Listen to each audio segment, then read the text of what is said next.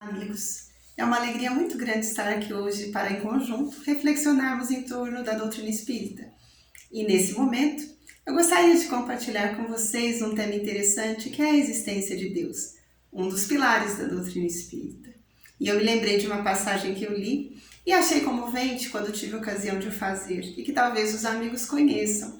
Uma página de Joana de Ângeles chamada As Bênçãos de Deus, e que se encontra no livro Entrega-te a Deus. Nessa página de grande beleza, há um trecho em que ela nos narra que certa vez havia um camponês trabalhando o seu trato de terra numa manhã muito bonita, esplendorosa.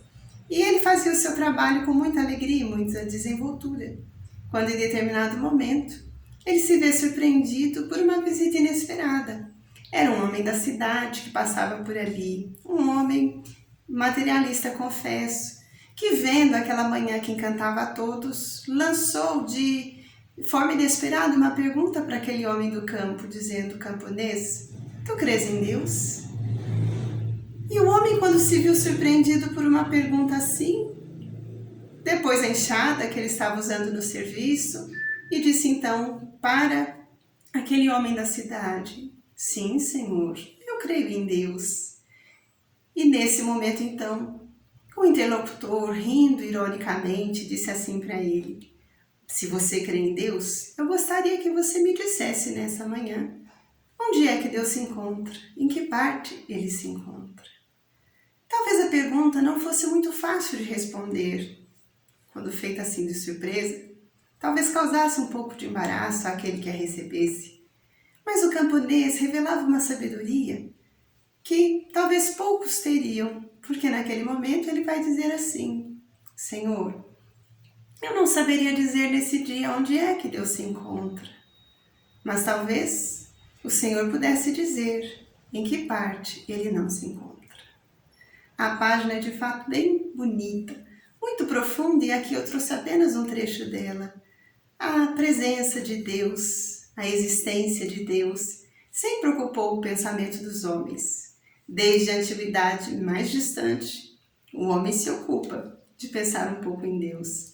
E as conceituações em torno desse ser variaram ao infinito, de acordo com as pessoas que formularam os conceitos, de acordo com os tempos em que esses conceitos foram formulados, de acordo com as coletividades que o formularam.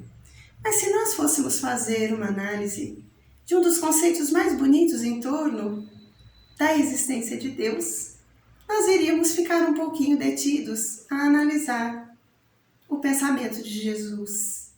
Porque quando Jesus esteve entre nós, ele o apresentou de forma tão singela, mas tão bela, que nos impressiona até hoje. Ele o chamou de Pai. Antes dele, a sua própria cultura via Deus como sendo um homem, um ser guerreiro, senhor dos exércitos, cuja ira recaía sobre os outros. Mas de repente chega Jesus e as suas formulações vão ser impregnadas de beleza. E todas as vezes em que ele se referir a Deus, ele não vai se prender às discussões efêmeras, às interlocuções sem proveito, ou aquelas indagações inoportunas. Ele apenas se refere a Deus como sendo Pai e vai dizer: eu venho em nome do meu Pai, para nos trazer essa proposta de renovação. As conceituações de Jesus receberam também as formulações que foram compostas por suas próprias ações, por suas próprias iniciativas. Suas iniciativas de trabalho e de proposta de fala sempre foram iniciativas de muita segurança. Então a presença de Deus foi revelada por Jesus como sendo Pai. Assim nós compreendemos que se Deus é nosso Pai, nós somos filhos. E a nossa vida então não é um produto do acaso, nem segue sem rumo, nem sem destino. Essa pequena reflexão nos permite fazer uma conexão com o pensamento doutrinário. Porque na doutrina espírita nós vemos que quando Allan Kardec se preocupou em desvendar esse universo infinito de conhecimento para nós, os espíritas, ele teve o cuidado de perguntar aos benfeitores da vida maior: na primeira questão do Livro dos Espíritos, que é Deus. E os espíritos superiores deram uma resposta que em tudo se casa com o pensamento de Jesus, porque eles nos disseram: Deus é a inteligência suprema e a causa primária de todas as coisas. Jesus o chamou Pai, mas aqui nós podemos dizer: Deus é o centro da vida. Também podemos completar o raciocínio desse dia com uma outra pergunta do Livro dos Espíritos, a questão número 4.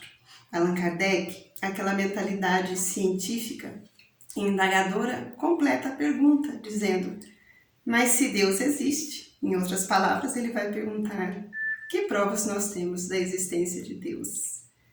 E os bons espíritos respondem: não há acaso. Toda causa tem um efeito. Se nós vemos o efeito, nós vamos remontar a causa. Não há efeito sem causa. Daí sucede que aquilo que os homens não criaram é obra de Deus. Então, meus amigos, a reflexão que nós gostaríamos de fazer é essa. Seria muito difícil apontar um único lugar onde Deus se encontra, mas nós poderíamos dizer com absoluta segurança: é bem difícil dizer onde ele não se encontra. Deus está em toda parte e se revela em toda a sua criação. E eu pessoalmente desejo que as reflexões deste momento possam repercutir em cada um de nós na forma de confiança, de segurança existencial, sendo sempre um convite a seguirmos, sabendo que não seguimos sozinhos. Muito obrigada pela atenção e até um outro dia, se Deus quiser.